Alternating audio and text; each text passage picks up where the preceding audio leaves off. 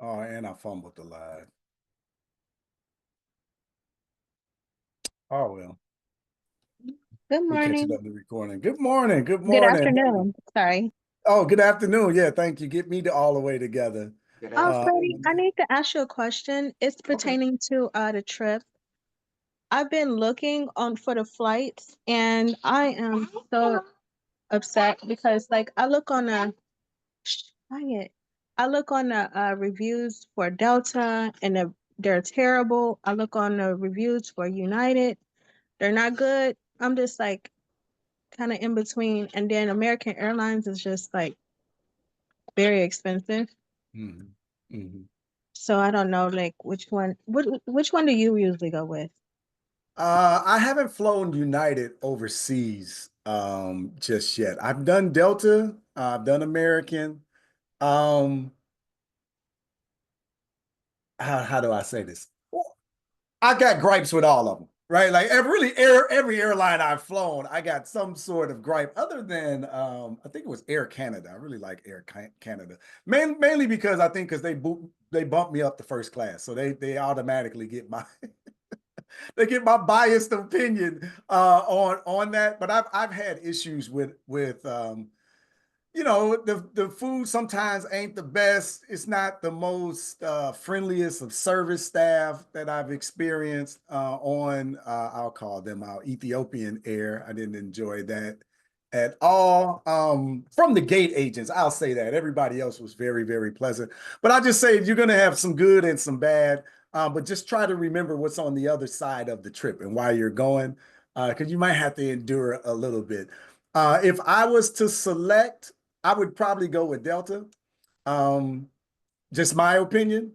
They generally are reliable. We get there. What's frustrating is sometimes that their Wi-Fi don't work. I hate being on long flights like this, particularly being an internet business owner, and I don't got my Wi-Fi, right? So that's like that would definitely get you bit dinged in my book. But that's what I'm thinking. I haven't flown United, so I don't really have an opinion. Just go with Delta. I won't get left behind, like stuck and stranded somewhere and can't get back. I don't think so. They've been in this for a while. I can't promise. I don't know what the climate is going to change. We got some wild things happening in the upcoming weeks, but yeah. So, but they're generally reliable and has gotten me everywhere that I needed to go. So that would be my recommendation. That would be my opinion. Let me say that. From going to JFK and straight to Africa. Oh, Well, that sounds great. I have to go from probably Kentucky Airport to or Covington Airport, Cincinnati Airport or something, and then go to probably JFK or Yeah, you're either going to end up in something. DC, New York, or Atlanta when you're flying out over there. But it sounds like you're up that way. You're probably going to end up in DC or New York, which would They be. had Detroit too as an option. I don't know how Detroit. I'm from I there. don't I'm know from that area, Atlanta. so I'm definitely biased. Fly through Detroit, spend some money with the city. We appreciate it. But no, that's Delta's. That's one of Delta's hubs, or that is Delta's hub. So they have a hub there in Detroit. I'm sorry. So that then I know they'll be able to get you there. To go through Detroit. Detroit is a good hub instead of ATL or Well, they all are pretty good. They all are pretty good. If you're a frequent traveler and you have airport lounge access, I would recommend DC or Atlanta, either or. New York is fine. They got some pretty good lounges there as well. Detroit, they're kind of lacking on the lounges, so I don't know if is you're. it smaller? Which one is smaller? A smaller airport.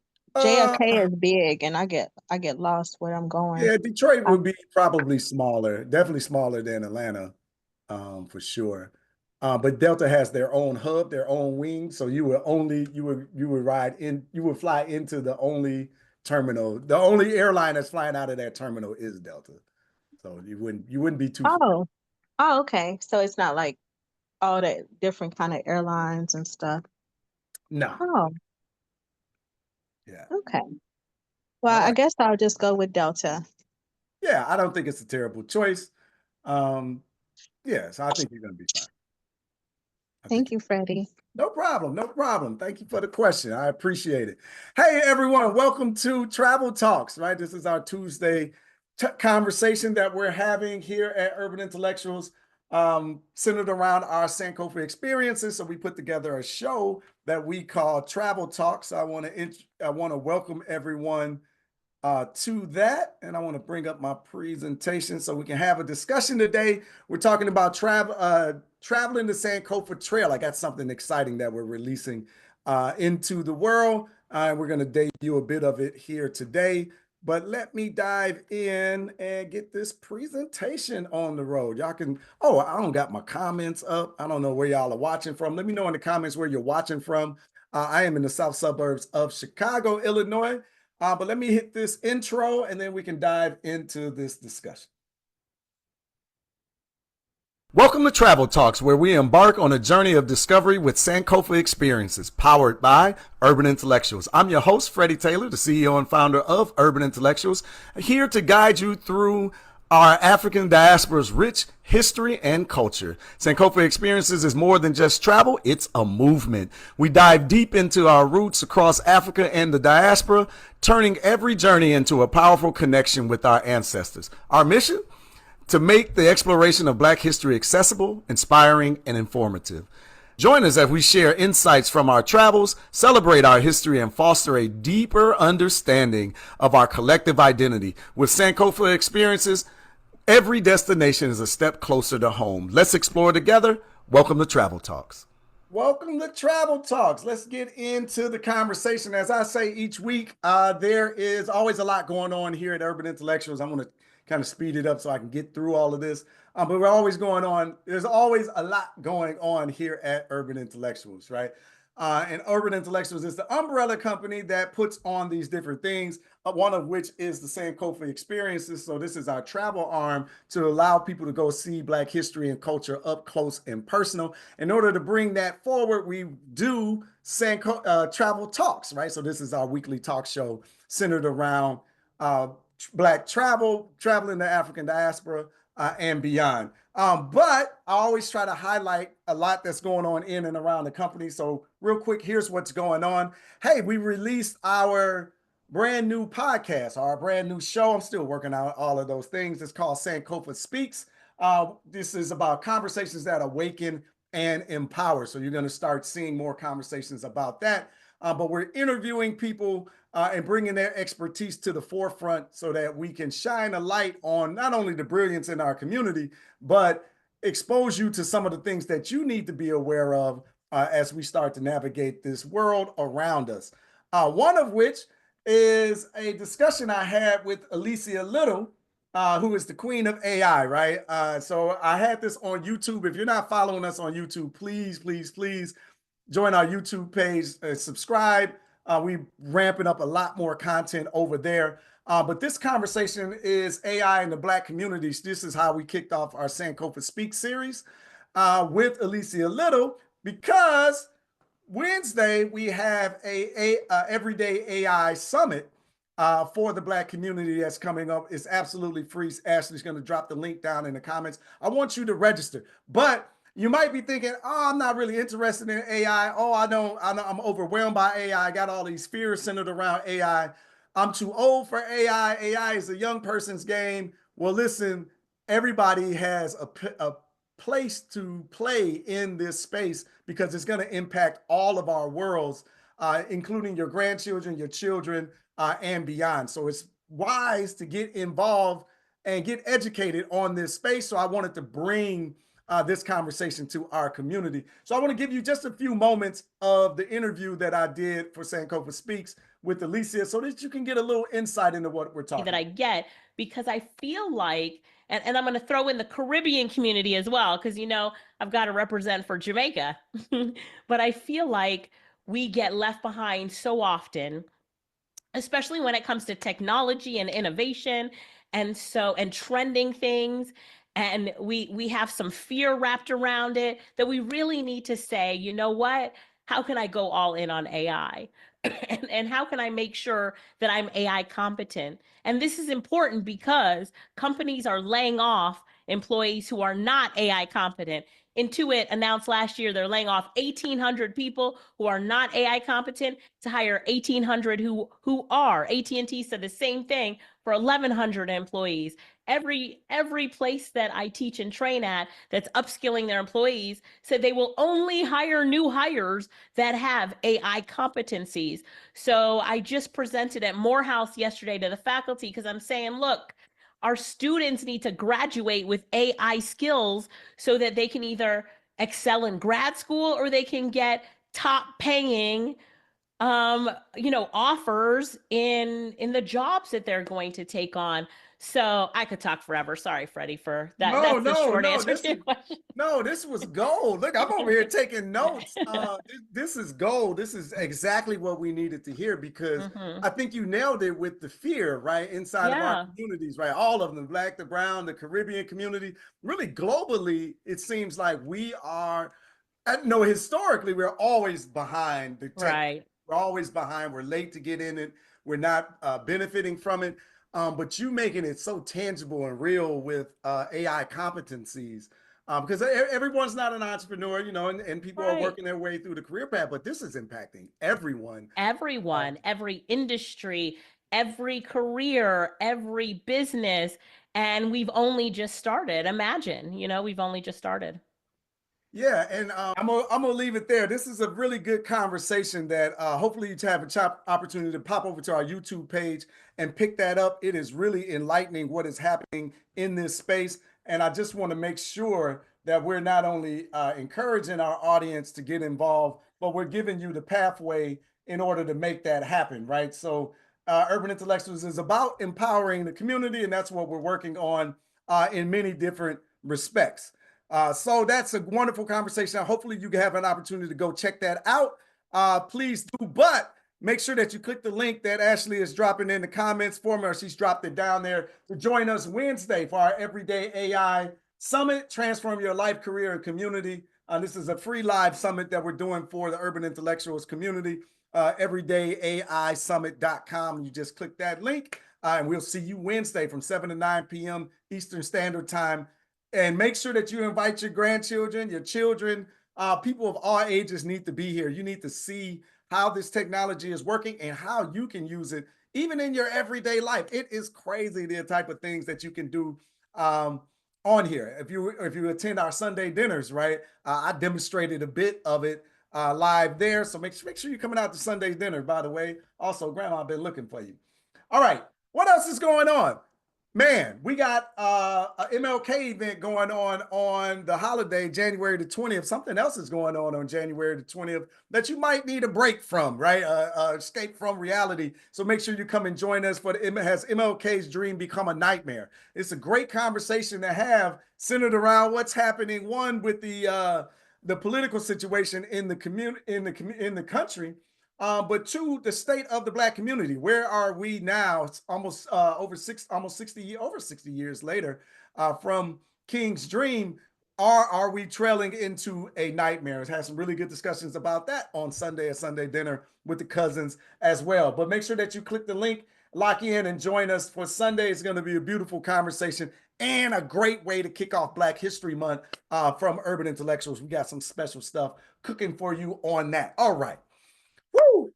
That was a lot. We got through a lot there. All right. I thought this was going to take a little bit longer. So I'm excited to be at this point in the conversation where I want to introduce to you Traveling the Sankofa Trail. Now, this is a special series that we've developed to expand the conversation around Black history and culture, right? So I wanted to introduce it today. I've been talking a little bit about it through our Sundays and all of this stuff. But I just recently got back a week or so ago from Washington, D.C., right? And I went on a historical trek, right? So we're traveling the Sankofa Trail, exposing Black history one city at a time. And we're going to do that here in the United States. Now, this is foreshadowing. The foreshadow is eventually we're going to start offering Sankofa experiences domestically here throughout the country because there's a lot of beautiful Black history that we need to embrace. and see in and around the country. And it gives us an excuse and an opportunity to commune as a people in our community and get together with like-minded individuals. So this is going to be the kickoff, right? A Sankofa Trails. It's coming, but I just wanted to give a brief overview of kind of my experience that I had in Washington, D.C. putting this together. So this is a quick video, a little bit about that, and then we'll have a discussion because I got some contentious pieces here that I want to bring up and have a conversation with y'all today. All right, but check this out. All right, good people. Hey, check it out. Welcome to Washington, D.C. Okay, I'm coming up on a very important location here outside of Howard University. Video bookstore and cafe. If you're ever in the DC area, you're gonna have to come and check it out for sure. So founded in 1997 by the creators of the movie, the film Sankofa, this bookstore stands here as a testament to the history and the culture of the environment and the importance of maintaining the African diaspora and understanding everything that is going on inside our culture, our history, and our community. Let's go inside and take a look at some of the wonderful books that they have.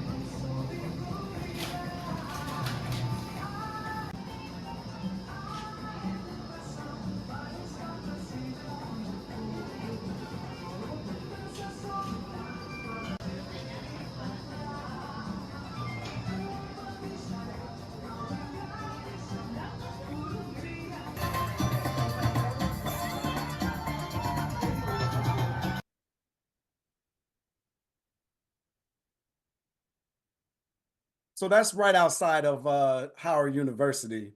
This part of that trip. Good people. And this is on the camera. Welcome to Washington, D.C. We're here at the home of Howard University. Check it out all around me here.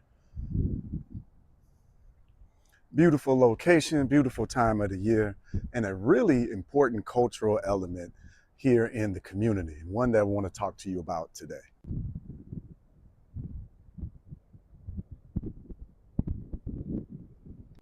I'm standing here at Founders Library, and I'm reminded of the countless brilliant minds that have walked this campus, walked these halls, and have been educated here. From Thurgood Marshall to Kamala Harris, Howard University has been really at the epicenter of shaping America with some of its amazing minds and bright legal and from Thurgood Marshall to Kamala Harris, Howard University has been home of some of the most brilliant minds this country has ever seen, and really impacting the movement and the shape of the country we live in.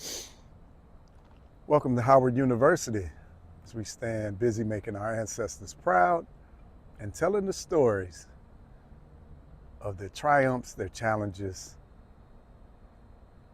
paving the way for our future.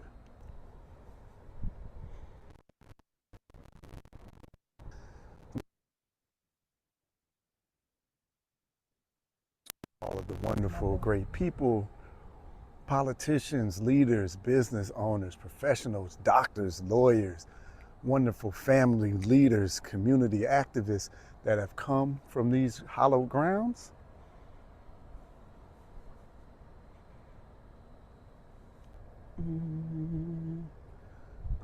Ignore my humming. It's a beautiful campus, though. It's a beautiful day out there. It felt great on this particular day. Hey, good people. Welcome to Washington, D.C. Today I am outside of the home of Carter G. Woodson.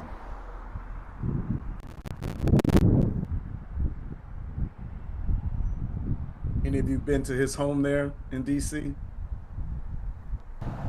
That's right, we are here, the home of Carter G. Woodson. This is it, 1538 Northwest 9th Street here in Washington, D.C. is where he revolutionized Black history.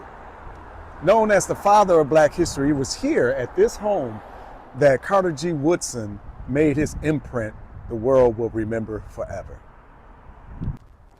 So it was here at this home where Carter G. Woodson started Negro History Week that went on to become what we now know as Black History Month.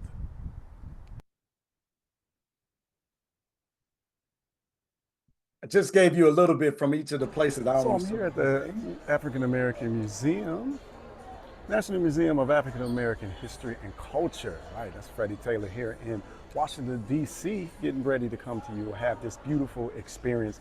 Let's go inside and see what we can learn today.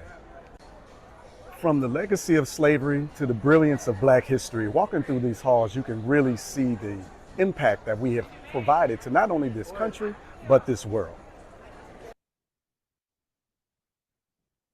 So I wanted to kind of pause a bit here and one say, I got some major gripes with this museum, major, right? Like I got major problems with this place. And if you followed, if you're again, you got to jump on our YouTube page, right?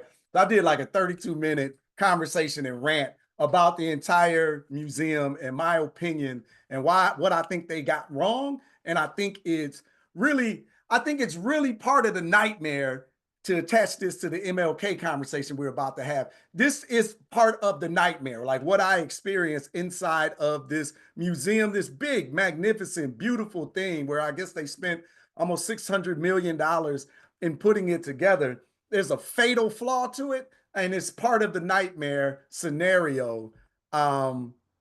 It's part of the nightmare scenario. It's absolutely ridiculous to me. And I think that some of these words like on the walls that I got here kind of highlight a little bit of that. But listen to this. It's like all of the stuff is super eerie, right? Left Lisbon on 27th April, 1794, destined for Mozambique to fetch a cargo of slaves and then set sail for Manaus in Brazil, Western Cape, South Africa, that particular reference, right? So just keep these in mind while we're going through this, right? Going to get a cargo. They said they're going to get cargo, right? There's no Spaniard who dare stick his head. There's no Spaniard that dare stick his head in the hatch without becoming ill. So great is the stench, the crowding, and the misery of the place. Most arrive turned into skeletons, right? 1627. Having that conversation, right? So what could it be about this place that I absolutely hated? The baby doll test, if you're here with Urban Intellectuals, you know I oftentimes bring that up. This place is magnificent. It is beautiful. The food is absolutely delicious. I'm showing my video, aren't I? Y'all can't see my screen. I've been like showing the little quotes that I was reading. There we go. All right, so it's a beautiful place, and you know the discussion is wonderful, centered around it. I think it's all important that we have it, but I just feel like there's a super fatal flaw to all of this, and I detail it on the YouTube page, but I'm gonna give you a glimpse of that, give you a few moments of that as well, just to kind of set the stage. Then I'll jump back into the pleasantries. But I did this rant. Right. What I absolutely hated this about the Blacksonian. And let me, if you haven't seen it yet, I hope that you make it over to our YouTube page and you give me a few moments of your time. But here's a bit of it here. And all of these beautiful things and all of these beautiful words that we could cast upon the museum here. It is stunning. It is worth your time, but it's grounded and rooted in slavery. This is the whole point, the narrative that I like to push back against, the narrative that we like to push back against here at Urban Intellectuals is we can't start our history with slavery. This narrative is incomplete, it's garbage, and you know context creates understanding. So why go back to the 1400s if you're not going to create any context around the people that were human trafficked, the people that were stolen out of their countries, stolen out of their tribes, stolen from their people, stolen from their land, robbed of their language, robbed of their culture, their music, their food, their history, tracked across the water. Many of them died in the greatest Holocaust of Africans that the world has ever seen.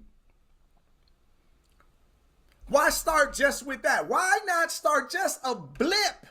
Not even before then. In the 1400s, there's a lot of great African history that could have been covered. There's a lot of great African history that could have been included in this discussion. There could have been a small section that talked about many of the historical empires that were happening in this area at the time. We're talking about Mali, Songhai, Ghana, right? The Benin Empire, what's happening in Angola, all up and down the coast of Africa, throughout Central Africa. Do we go Eastern Africa and Kush and Kemet and Ethiopia? There's so much history of Africans on this continent doing miraculous things. Not to mention Timbuktu, where we have universities of St. Corey and a university in Alexander, 10 universities at Timbuktu. The contributions to math and science and astronomy that the Africans have given over the time. There's no room to set a little bit of context. There's no time in this place where I've spent over 6 hours and I barely got through half of the building, half of the material. There's no time to give any context. You just really rode up on the land, grabbed some savages and ran back across the water with them, and they had nothing to do with nothing. I have a major gripe with that. I have a major issue with that, because slavery isn't Black history. It interrupted Black history. How did it interrupt Black history? Because long before the Europeans showed up on the shores of Africa and enticing, and forcing this trade, this ain't no trade, this genocide of Africans, this theft of people, this theft of intellectual property, this theft of bodies, this theft of mental capacity. You didn't just get physical labor, they got mental labor. This is the conversation that's not being had. This is the conversation that's ignored throughout that bottom section of that museum.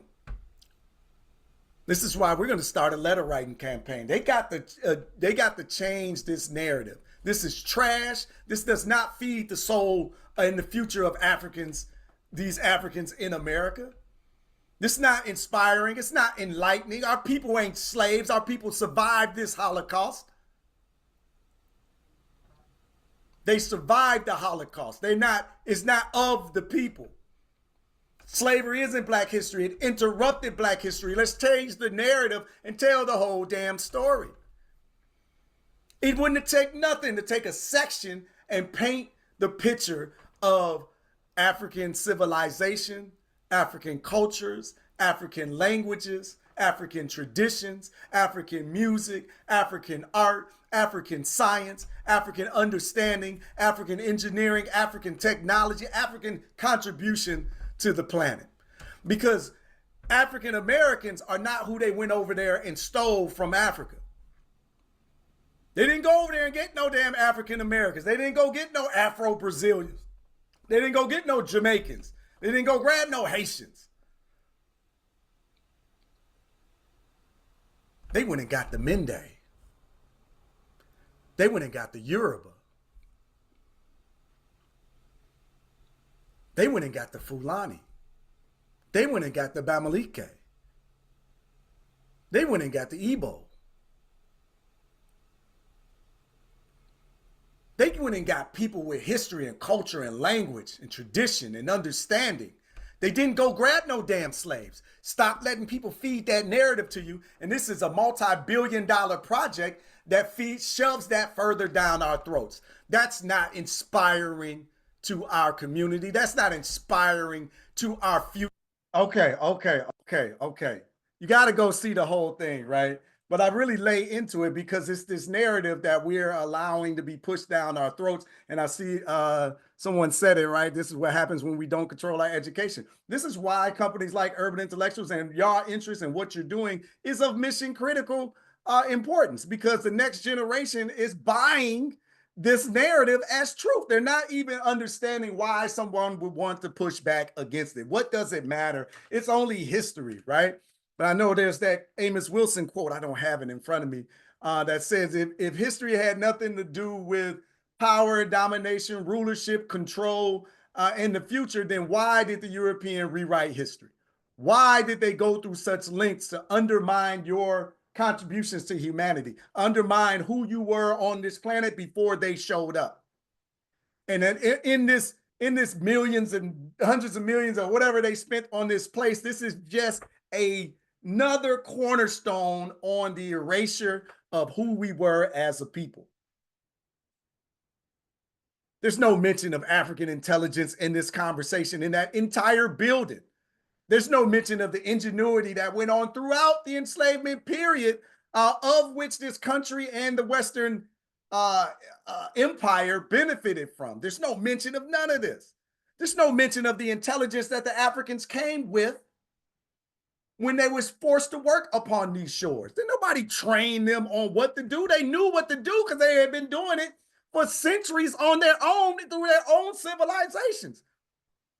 All right, don't get me started. I didn't mean to go all the way here, but I think this is why I want to do this tour around the country and start to dig deeper into the history and see what other nonsensical lies that they're putting out and push back against this narrative, and to expose some of the greater Black history and culture that we need to be exposed to anyway. All right, I got a little bit. I always get fired up on this discussion because it's just one that we spend our company time really pushing back against this narrative. And I think more of us should.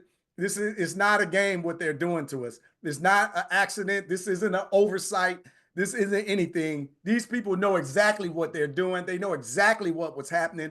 And there's a framing that we bought hook, line, and sinker. Freddie, why it's an African American museum? Why would you go back to the fort? Why would you go back to Africa and talk about it? Because they literally start the damn museum in Africa, but instead of highlighting all of the wonderful things that's going on before the destruction that the Europeans brought, they just start with slavery. Yeah, we just grabbed these slaves, brought them over here. Hey, man, they had to endure hell for a few hundred years, but aren't you lucky? You got a Black president and you got a good job. Good job, little buddy.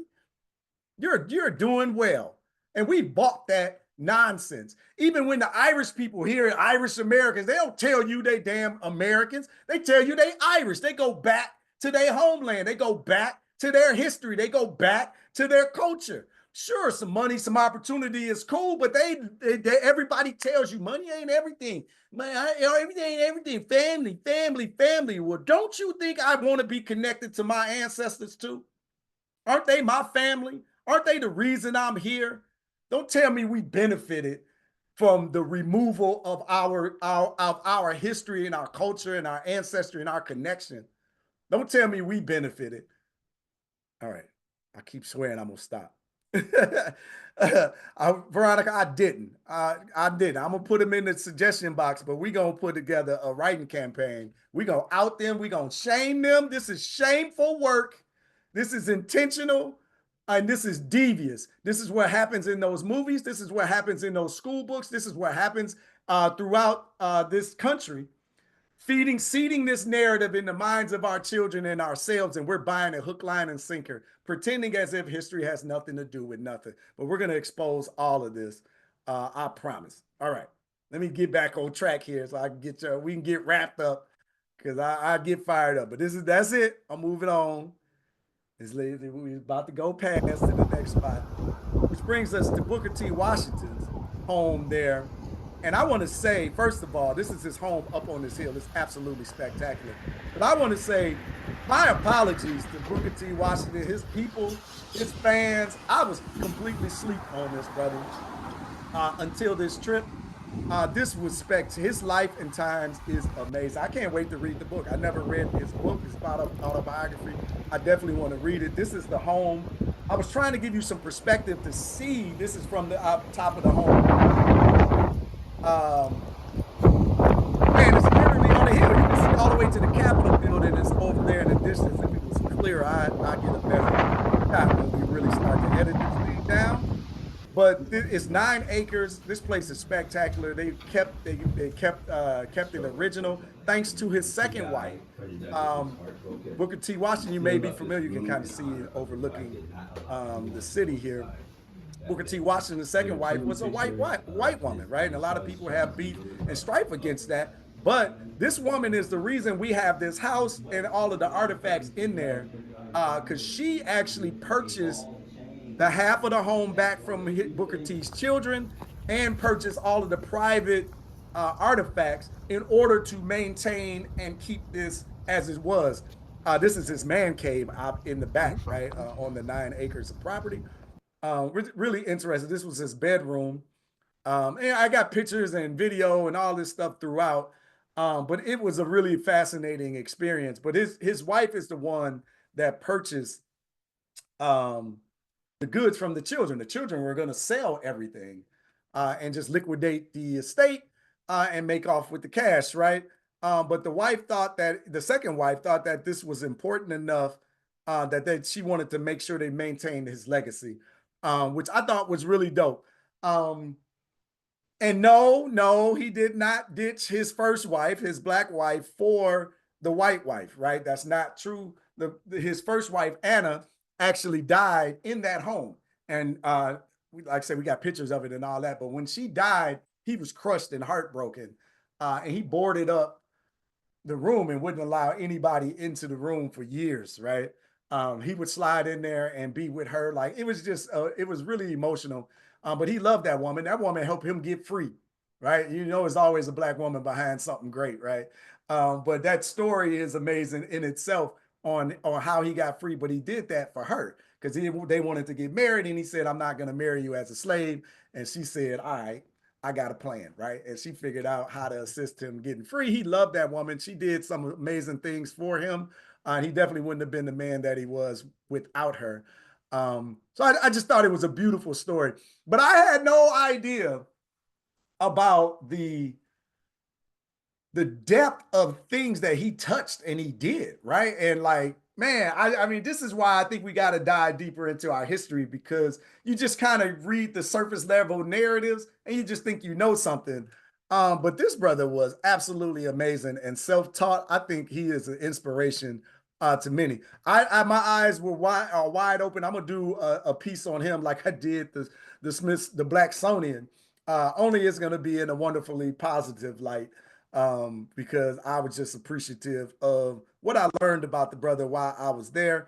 This is U Street. Anybody ever been to U Street in DC? It's a really historical area for the revolution, right? And the progress there in DC. This is Ben's Chili Bowl, which is one of the icons in that particular area. Of course, I had to sample the goods.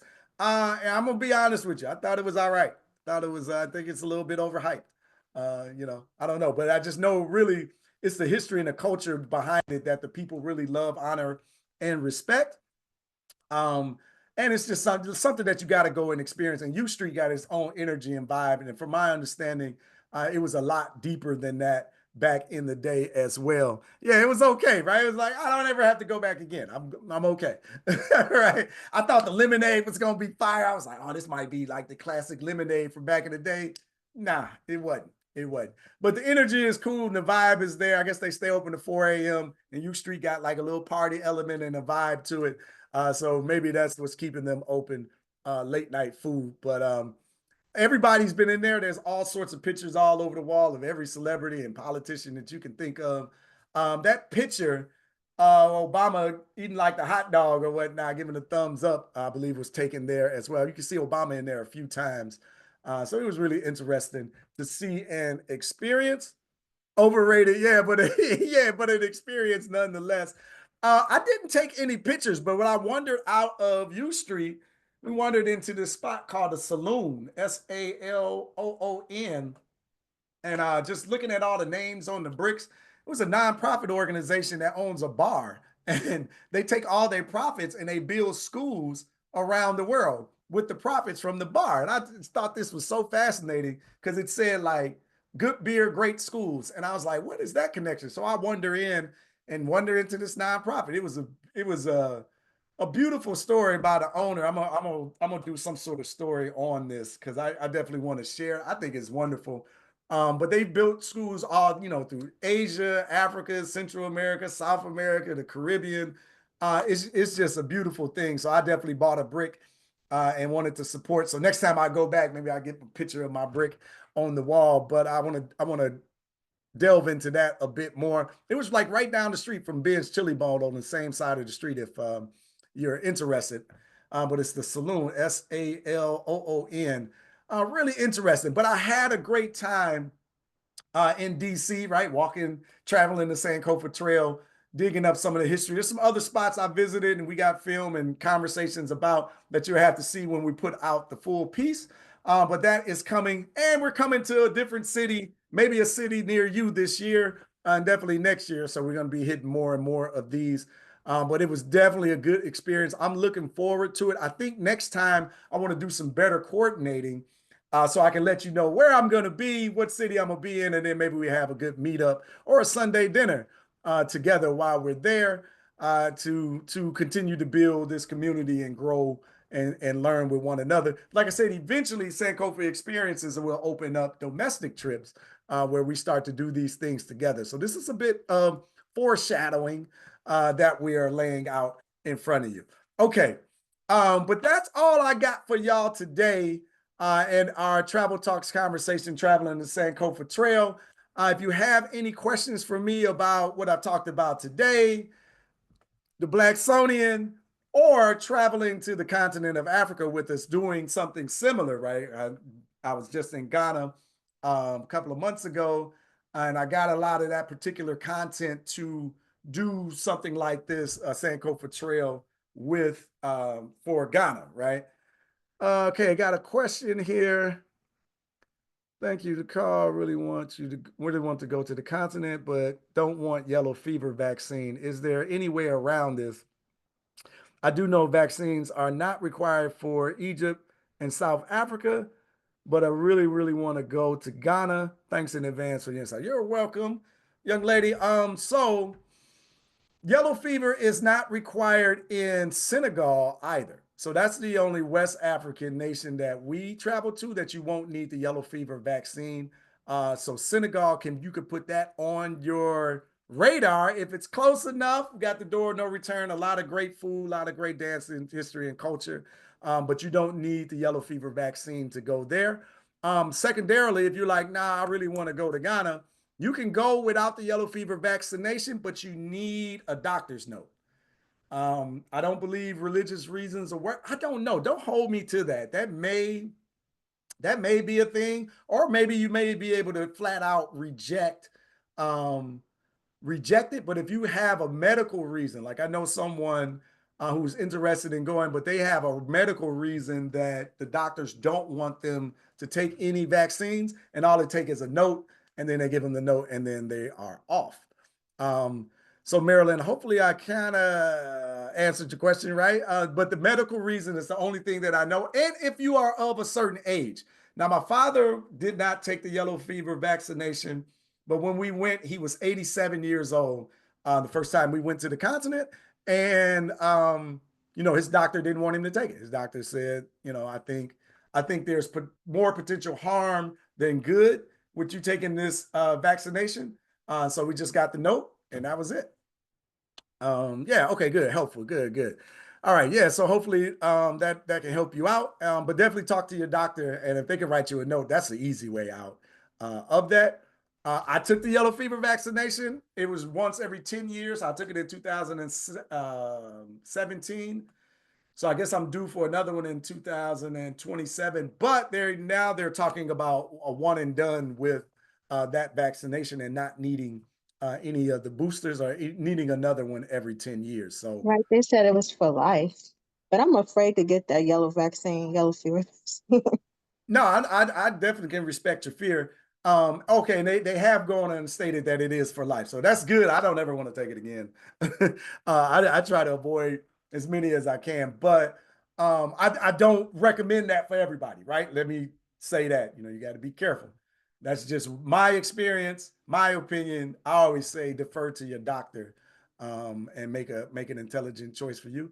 But that excites me that it's for life because I don't want to take it again, not Right. especially if I don't have to. What do Yes. you think of a 2-year-old child? You think that is too much for her to have that kind of vaccine?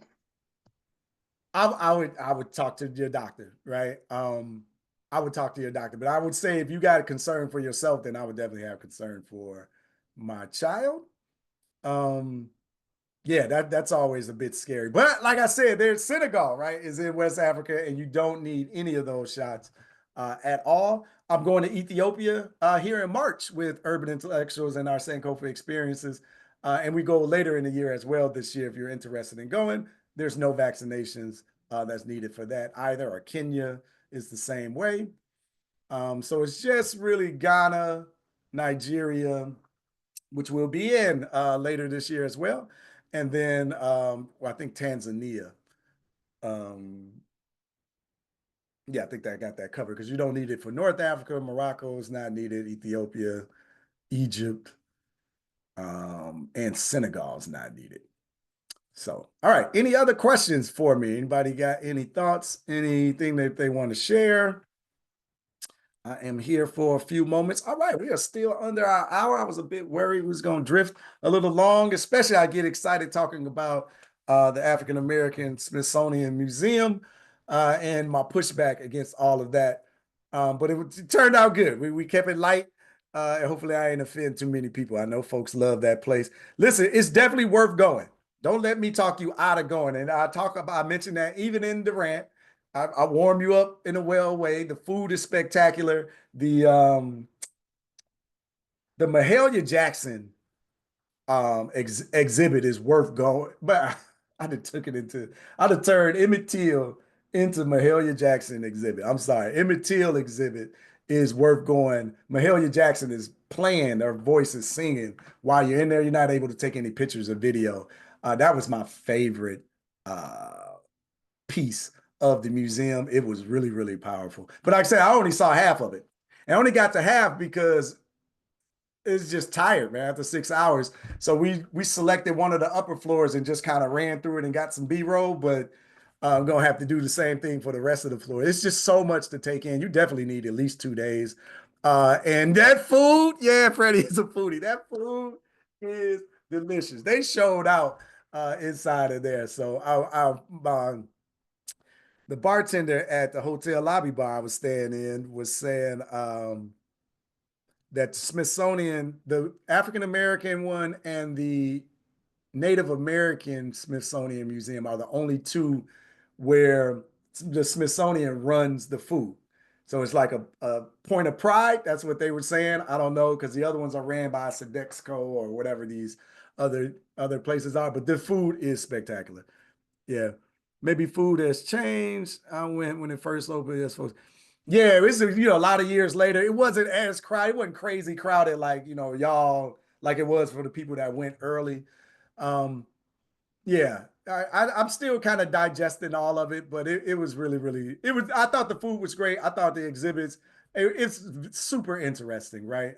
It's definitely worth it. I just feel like they missed an incredible opportunity to expand the conversation and the story. And I think coming up on Black History Month, being at Carter G. Woodson's home there where he started Negro History Week, the kickoff, what has turned into Black History Month, which we need to expand to Black History 365 all the time, was just kind of always weighing on me.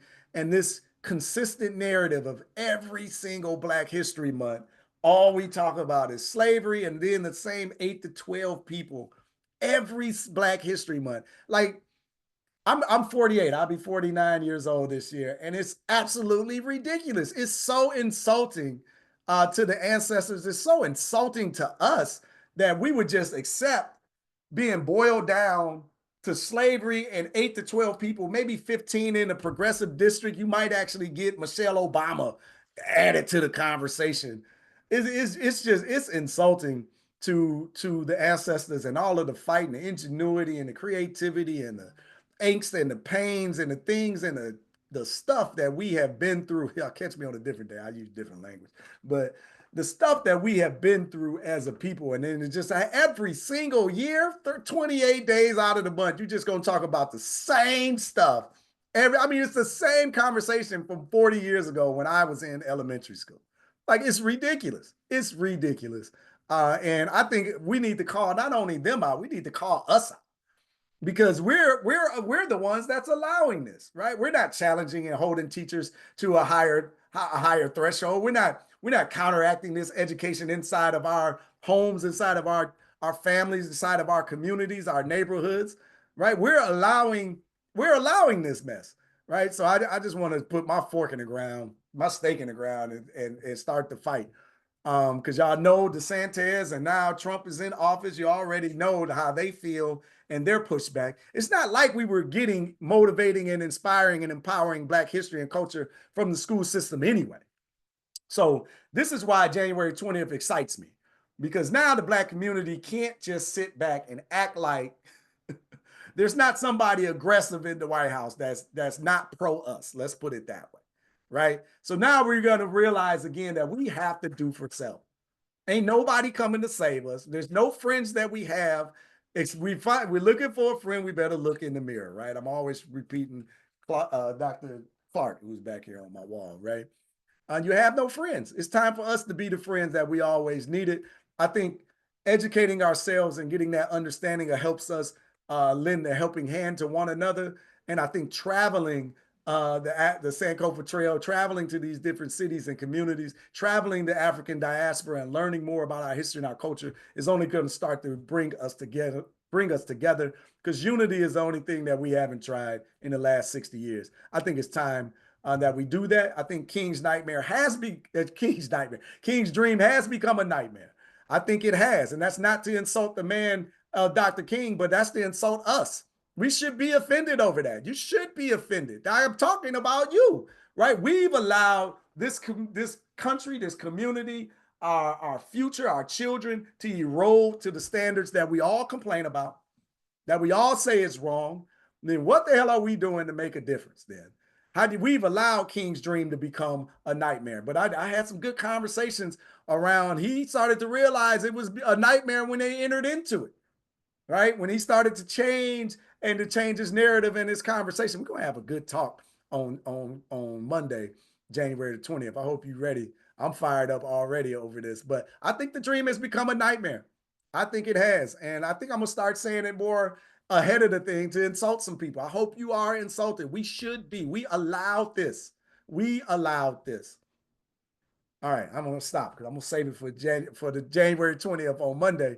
But we have got to start seeing things differently. And I think travel is a good way to start opening up your eyes, right? So I want to start going around the United States and opening people's eyes to different things that are happening right up under our noses, and give you some local places to start to commune with your family, your community, your friends, and go see and enjoy some cultural Black history and have a little fun as well. And then maybe you'll come with us on the Sankofa experience when you're ready to travel to African diaspora. I know January Senegal is kicking off here pretty soon. We'll be in Egypt. We'll be in South Africa in the next couple of months. I'll be on the Ethiopia trip in March. I'll be on the trip in Brazil. We're going to Brazil in September. I'll be on that trip. We're going to Nigeria in late September. I'll be on that trip. And then I want to bring in New Year's in Ghana, right? So put all that on your, if you want to travel with me, if you want to be on the trips that I am on, those are the ones that I'll be on this year, and we'll be pushing and promoting that. So hopefully y'all come out. Be great to meet you. Great to have some conversation, break some bread with you, and continue these discussions even further, right? Offline, when I can say what I really want to say. But this has been great. Hopefully you enjoyed our Sankofa talk show here today, our Sankofa Travel Talks, man. All right, I got Sankofa on the brain, y'all. But hopefully you enjoyed Travel Talks today. Let me know if you have any final questions before I bounce up out of here. Oh, you don't see my wall. Yeah, I got this. Check it out. Bam. I love to floss my wall. Yeah, so that's Dr. Clark. That's who I was bringing up, talking about not having any friends. He's got a great lecture on that. You have no friends. Last known survivor. Oh, wow. No kidding. I have to look that up. All right, let me copy that. Age 83. I love it. Well, thank you for that bit of information. I'll check it all out. All right, I think we are good. If you have any further questions, you think about something after we get off of here, you can always shoot an email to support@sankofaexperiences.com. Support@sankofaexperiences.com is probably going to end up with Sister Ashley, and she'll make sure that she follow up and follow through with you, whether you need to get a question to me or you got a question that we can answer. So again, that's support@sankofaexperiences.com. If you're interested in going on a trip with us to the motherland and beyond, traveling the African diaspora, you can always go to sankofaexperiences.com. Click the country that you're interested in, and then you can see all of the dates and details laid out for you there. All right, bam, there you go. The travel calendar. Excellent, excellent. Yes, Veronica, have a great day as well. Everybody have a great day. I appreciate y'all spending some time with me today, talking about our glorious history and culture. I'll try to catch up in the chat.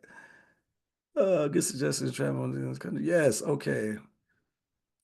All right, I love it. All right, I love it. Yeah, y'all be talking back to me. Excellent, excellent, excellent. All right, no, but I appreciate y'all joining me today. Hopefully you have a great week. Don't let the inauguration get you down. Our people have been through hell on this earth, and we've come out of it feeling good, looking good, and smelling good. So these next 4 years ain't gonna be nothing but the same. So I'm wishing you well. Happy New Year to you and yours. Looking forward to building with you in the community in the future. Thank you, Sister Ashley, for all you do in making this happen. I appreciate all of y'all. Until next time, love, peace, and power to the people. Good night, everybody. Or good afternoon. Good afternoon, everybody. I'm used to these happening at night sometimes. So peace and blessings.